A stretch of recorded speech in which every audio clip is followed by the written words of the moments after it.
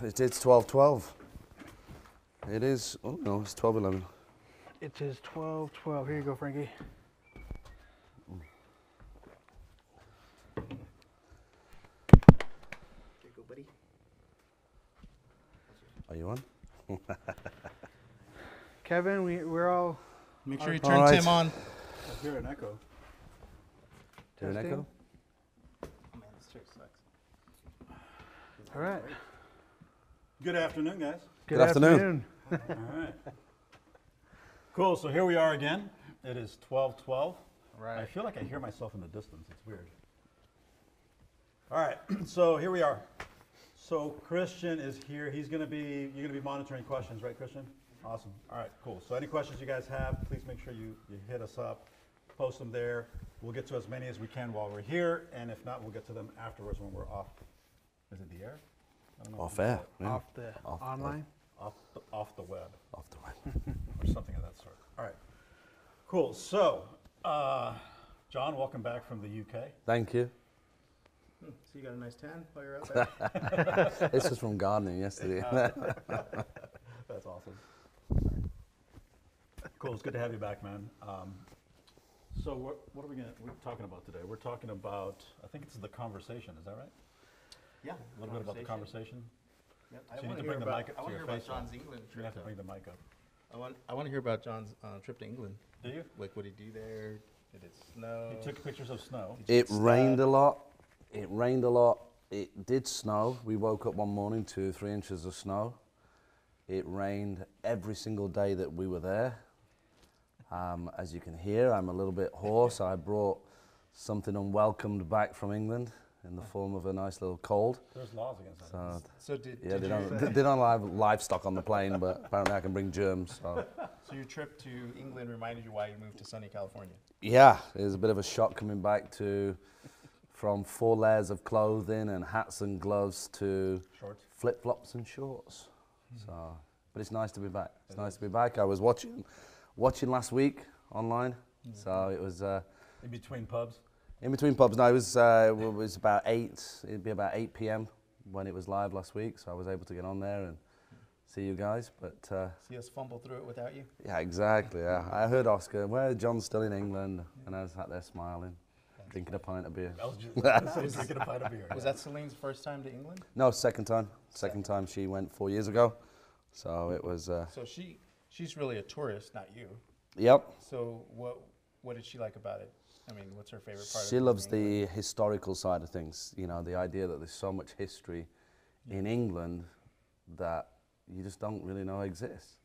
You know, there's a lot of history in America, but when you go see a building that's actually older than the kind of today's American civilization, and that building's been standing for more years than America's existed, which is kind of pretty crazy. So, got to do some cool things. We went to took our boy to go see a big castle. You know, the idea that there's actually still castles that exist and real castles. Real castles, real castles where royalty lived and stuff like that. So it's good fun. That's why I want to visit England, check out history and all that stuff. Yeah. I enjoyed England. It's fun. It's a good place. Yeah. Are we going to have a link for them to click on?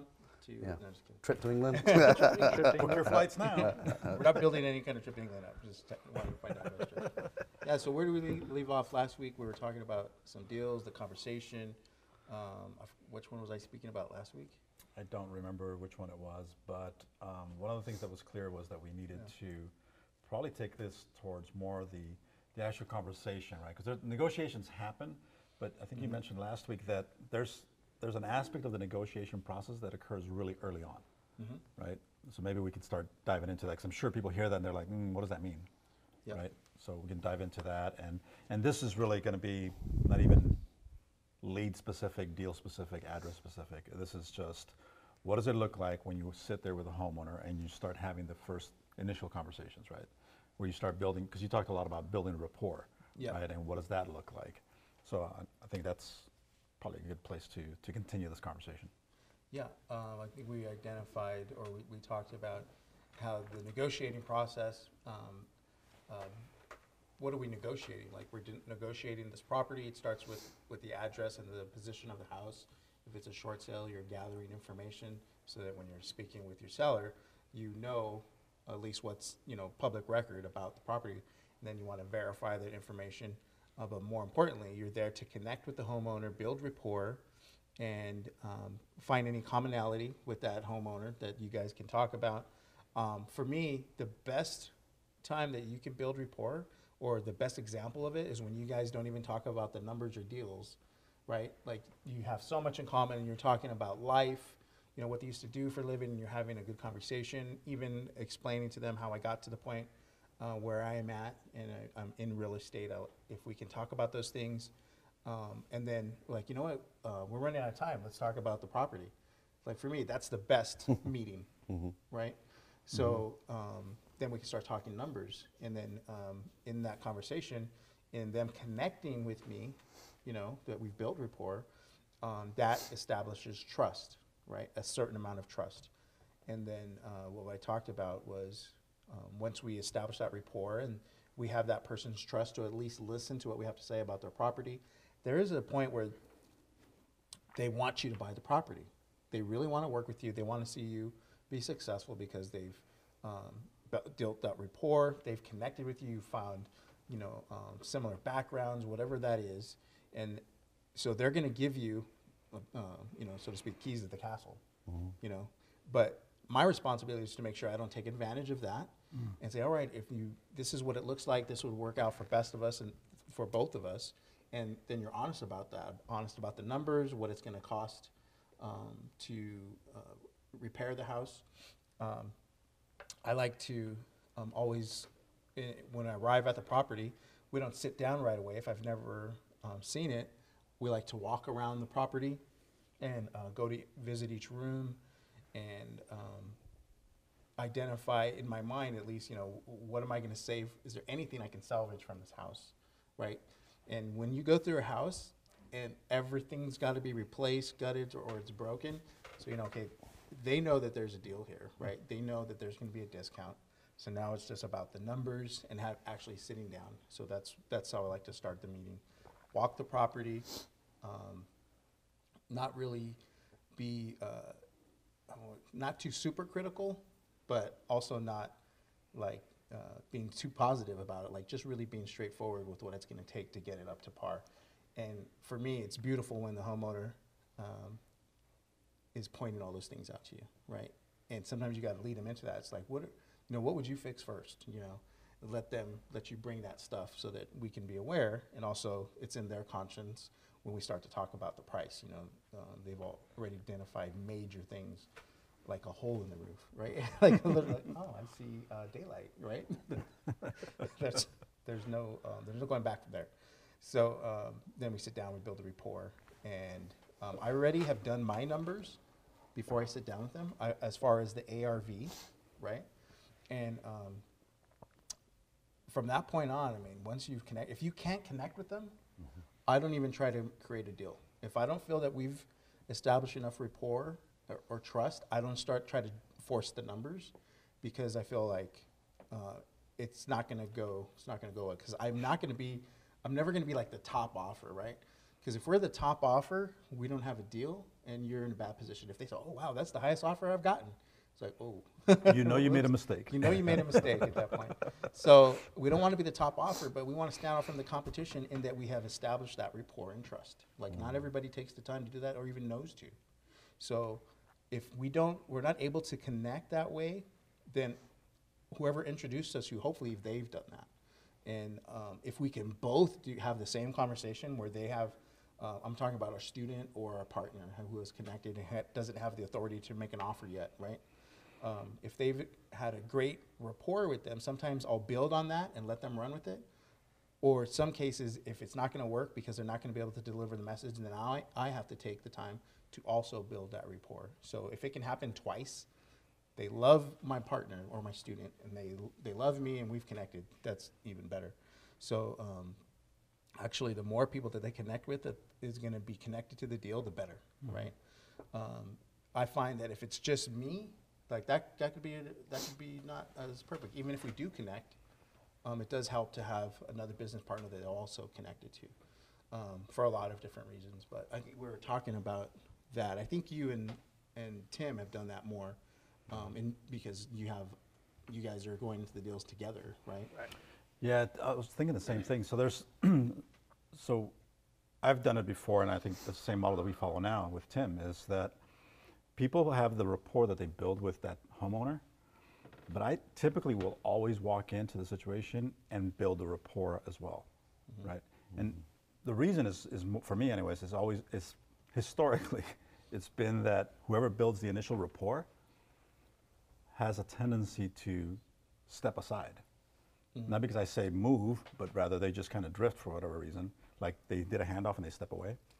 So I've just gotten accustomed to stepping in and building the rapport right away so that I have that now. So if something happens and that person has to go away, like they go to the UK for a few weeks. Yeah, that'd right? be crazy though. It's easier to continue the relationship versus waiting for 2 weeks for someone else to get back, right? Right. And that's what we just And we encountered, did. we encountered that. You know, the latest deal that we're working on right now, it was somebody that I built a great relationship with. She's, we were actually just joking about this on text message last night. Because she's an elderly lady. Well, actually elderly, she's 62, 63 I think she is. And she's got a deep southern accent.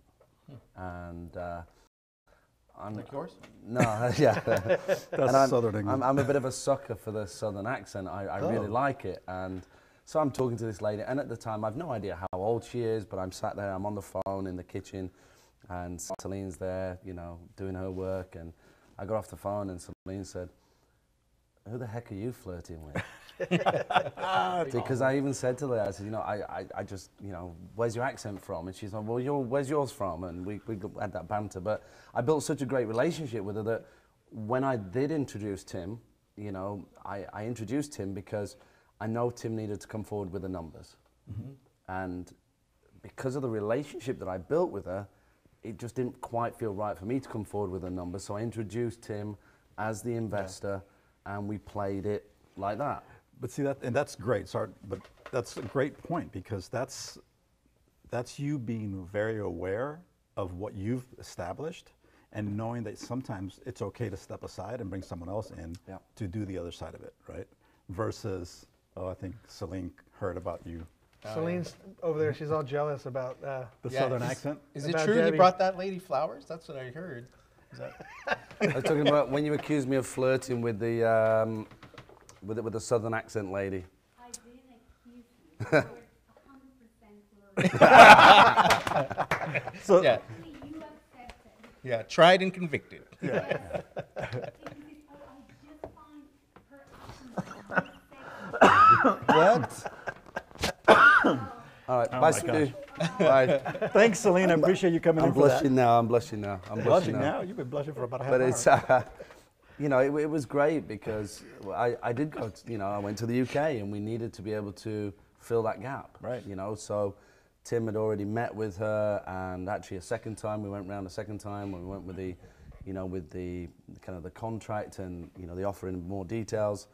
And it was explained, you know, just that good communication. It was, hey, you know what, I'm going to England for 2 weeks. So if you need to call me, you can do. I will still receive it, but Tim really needs to be your point of contact. And, you know, we got our partner Amir involved as well, and he was helping her out, looking for a place, because, you know, we're helping her find a new apartment and relocate.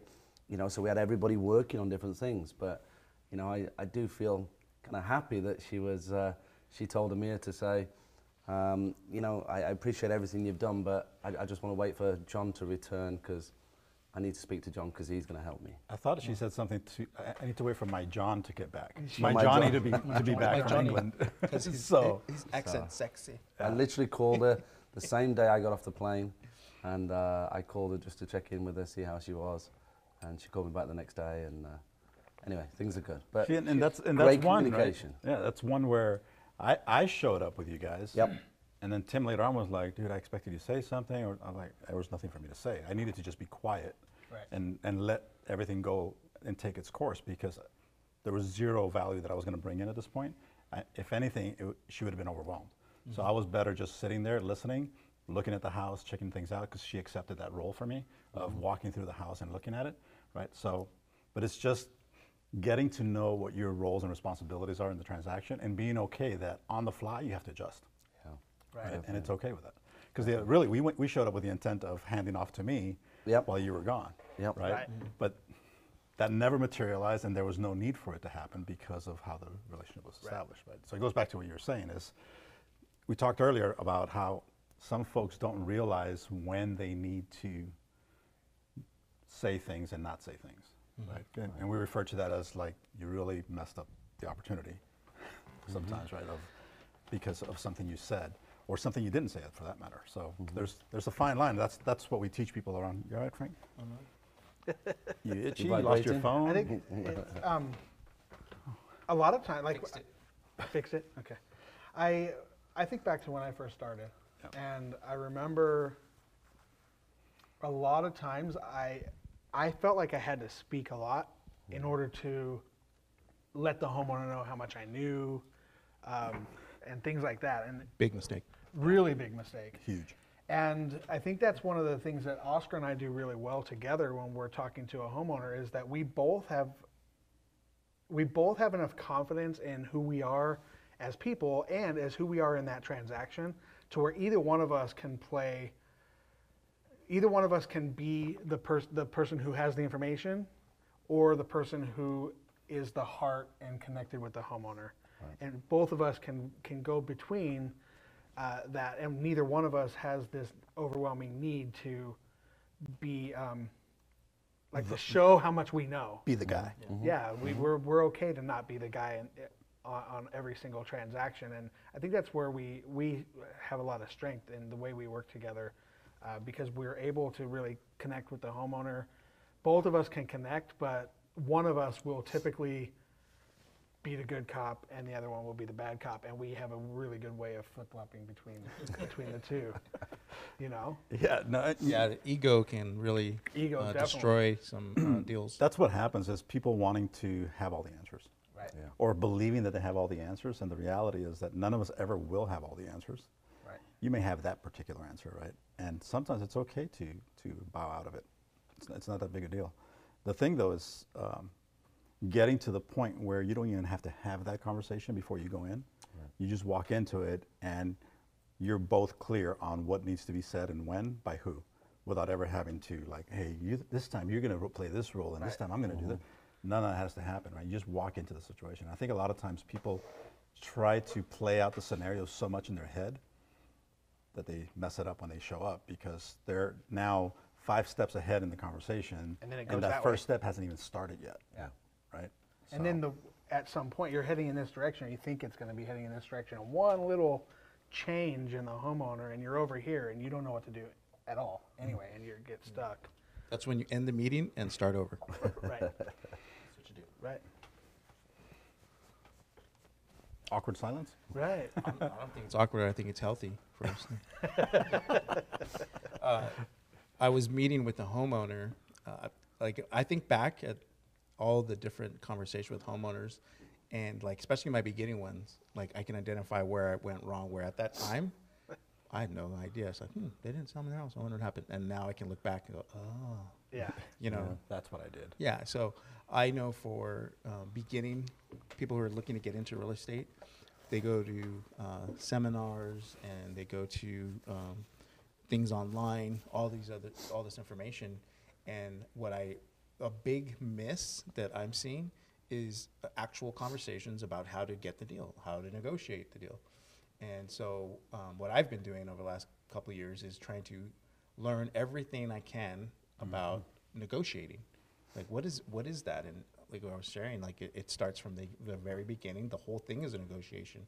It's like negotiating a turn, right? Your speed, your blinker. That's a great analogy.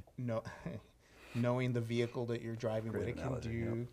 right down to how much tread you have on your tire, all of those different things. And what I know is you don't learn how to do any of that stuff overnight in a 3-day seminar or at any time. That's why I know what we do as far as, our experience in having our club members come in, that they're not going to learn that in our 3-day training. No. They have to be able to get that deal to us so that they can learn that process with us, so they can experience success, maybe not alone, but experience success where they get paid where they had somebody with more experience come in. So you have these partners that have experience, and I don't see it working any other way. I don't see how somebody who's never done that can go to a training, and that truth, it's the absolute truth, but it's never addressed because maybe at the end of the day they know that. It's like, yeah, we can't teach these people how to negotiate in 3 days, but what can we teach them? And they just give them all this information, and they sell the dream, and the step, it could be a 2-step, 7-step, 12-step, system to getting the deal. But in that process, you don't even know how to negotiate. How are you going to do that by yourself? Like, it's really going to be just pure luck to begin with, right? Mm-hmm. Nothing that they learn there. So I think the information is information, how the transaction works, a wholesale, a subject to, creative finance, those contracts, they exist, the title and escrow, they all exist. But none of that makes any difference if you can't negotiate with your seller. And you really, like, if you go to a seminar and let's say you have a few $100,000 for a deal, you don't need funding, literally your first few deals will just be pure luck because you don't even know what you're doing in the negotiation process.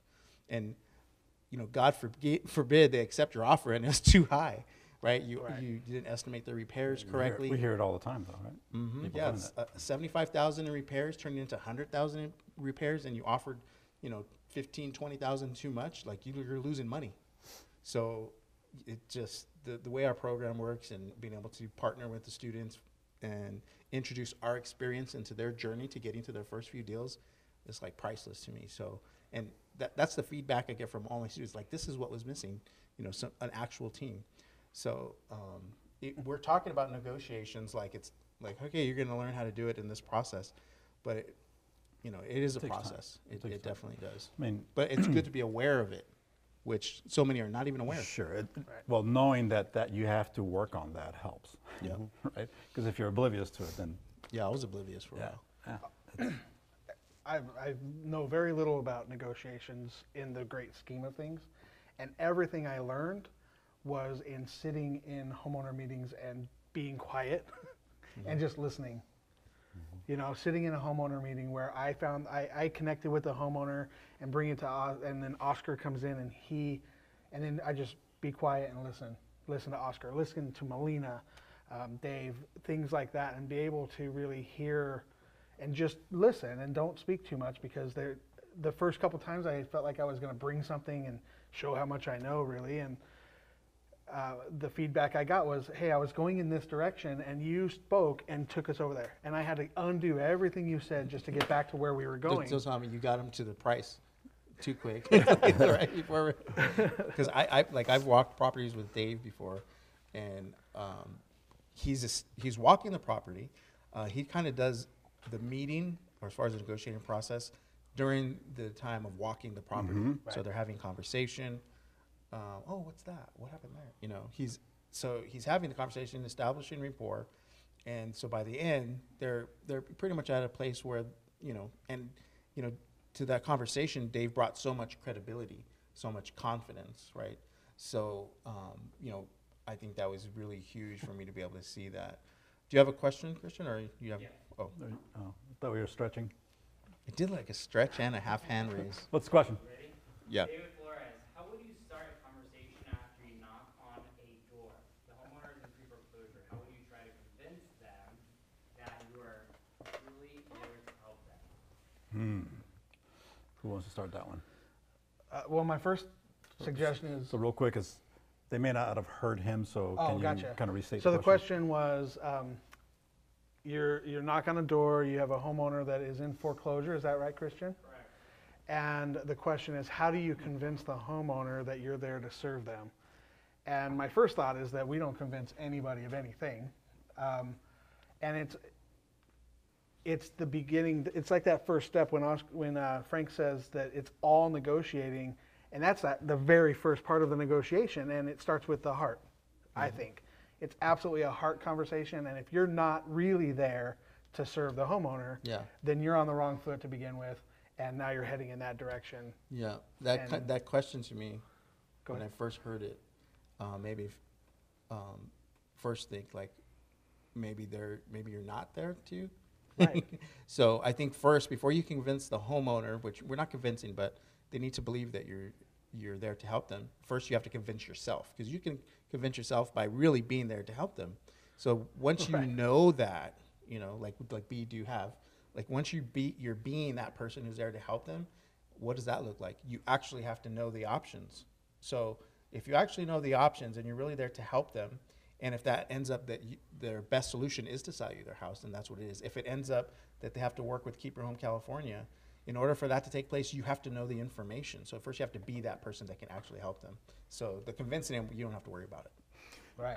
Yeah, it's a matter of being able to convincing feels like a bad word. Right. It just leaves a bad taste in your mouth. But it's less about convincing, to you guys' point, and more about being equipped, which is what I heard you say, right? Be equipped with the correct information and be able to deliver that information to them so that you start building your credibility because you're telling the truth. Mm-hmm. Right. Right? The truth will prevail, always, right? Yep. So as long as you're congruent with what the message you're delivering, they're going to feed off of that, and they're going to start, because the reality is that we all have our BS meter, right? And it goes off depending on who you're speaking with, right? And mine goes off a lot. It's really sensitive. Yeah, I get it. It's a lot not of, going a off lot right of now. seismic activity around you, but that's the truth, right? We all become very to it because we've been burnt by so many people, right? In time, so it's what it is. So now you have to really be able to navigate through that. Like a great example, right, is in the Hispanic community. With the Latinos, what happens is that they've been burnt by their own kind so much that when I show up to speak Spanish to them, they're automatically on the defense, right? Because I just got burned by 3 of them. So now, what makes you different, right? So you have to work through all I that. wasn't aware you spoke Spanish. Yes. I'm just kidding. I knew that. So anyhow, so it's less about convincing and more about being congruent with the message you're delivering and just truth. Yeah. I don't know if Christian's dancing or if he has a question. Well, real quick before Christian goes, what you just talked about, like the convincing and truth, and the visual I had, or the thought that I had in my head, is that you will never try to convince me that you have dark hair, right? Because you just know, like, I have dark hair. You're not going to try to convince me of that. You're not going to argue with me about Except for it. those Nothing. grays or whites in there. But John might try to convince me that he's not bald. I don't know where he's going, John. I do. I thought it was funny. Hey, unscripted. I have hair. I choose not Ouch. to. Ouch. There's a difference. You're blonde, right? Yeah. Right. So, anyways, Yes. I just. It just got real on 12/12. I knew where he was going with that conversation. Just to finish off on that one, I mean, for me, to change the subject, for me, it just comes down to, you know, I've had so many homeowners that when you first have that conversation, for me, there's no real conversation about selling their house. That's the big difference for me. When people get the idea that you're actually offering advice to help them, and I'm not asking, you know, about selling their house. I'm asking, what are you looking to do? Well, I want to keep my house, because well, more often than not, people just want to keep their house. Whether they can or can't, we'll find out later. Mm-hmm. So for me, it's just now a conversation about what is it we can do to help you? You know, and I've had several homeowners say, well, what if I did want to sell? You know, and, oh, okay, well, that's a different conversation. You know, so that for me is the kind of proof in my pudding that my conversation's going the right way, that they have to actually ask me in that first conversation, say, well, what if I did want to sell? Right. You know, but I know at some stage you've still got to talk about it, you know, but it's finding the right time It's to timing, do it. yeah. It's timing. It's definitely timing. So There's you know, and there's times where it's too late. I'm going to grow my hair just to show you. To convince me. Actually, I've seen your hair longer, and Yes. I think we have photo documents of it. Yes. Thanks, Tim. Christian's on fire. What's up, Christian? Jamie, what do you say when a homeowner says that they're not in foreclosure and they make it seem like you're making it up? I tell I them think they're it's lying. Sandy Jaime. Jaime, yeah. Jaime. Okay. Nice try, though. Go ahead. From the Spanish guy. The Spanish. He speaks Spanish. So, question was, what do you do when a homeowner denies that they're facing foreclosure and they make it sound like you're lying to them? show them your information and say, well, it appears to be, as far as public information is concerned, it looks like it, and here's where it says in public information that you're in foreclosure. And if you're not, then you should probably talk to your bank and make sure that they clear this information off of here. Otherwise, you're going to have 100 more of me on the, knocking on your door. Yeah, and I've taken that a step further to offer them assistance in communicating with the bank. Right. I like that better. Because now I'm on the phone with them to hear the truth. Right. Right, so they can't hide from it anymore. And now we just have to face it together. And now I'm there to help them through that process, right? So It doesn't happen very often. It doesn't. I mean, I've had one or two, and usually, when you get to the root of it, they were in foreclosure. Maybe they've now brought it current, Right. and it just hasn't been cleared off. that's really rare. But Or it's, they are in foreclosure and they just don't want anybody to know about it, Yeah. and I mean- they're deflecting. I usually ask, I presume I'm not the first person that showed up on your door, or have you been receiving stuff in the mail? Yeah. And you quickly get an idea if they really are telling the truth or oblivious. I have occasionally spoke to a husband or a wife who didn't know anything about it because the Oh, that's other partner was dealing with it, and that was a bit of a Biggest shock to their system. Yeah, But, I started a fight. The husband had kept it from the wife, and I was talking to the wife. Oh, your wife saw this. So what are you talking about? And I believed her that she didn't know what I was talking about. She was not lying. We had one where And it was she's the like, opposite. Honey, this man says we're in foreclosure. What do you know about this? What are you doing here, man? Why are we? Well, I was like, I'm gonna leave. You guys work that out. Here's my card. Bye. I glittered that out.